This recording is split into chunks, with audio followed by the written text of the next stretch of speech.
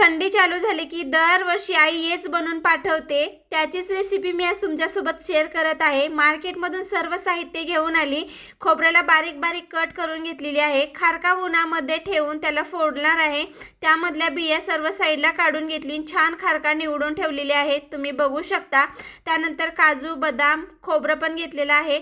आता मिक्सरच्या भांड्यामध्ये हे सर्व साहित्य टाकून वाटून घेणार आहे। खोबरं बदाम काजू आणि खारीक यामध्ये डिंक आणि साखर टाकणार नाही, कारण डिंक टाकलं तर ते व्यवस्थित वाटलं जाणार नाही, म्हणून त्याला शेवटी वाटून घेणार आहे।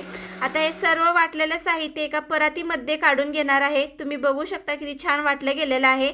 आता डिंक सेपरेट वाटून घेतलेली आहे, साखर पण वाटून घेतलेली आहे, दोन्ही पण वाटलेलं आता यावरती टाकून छान हाताने याला मिक्स करून घेणार आहे।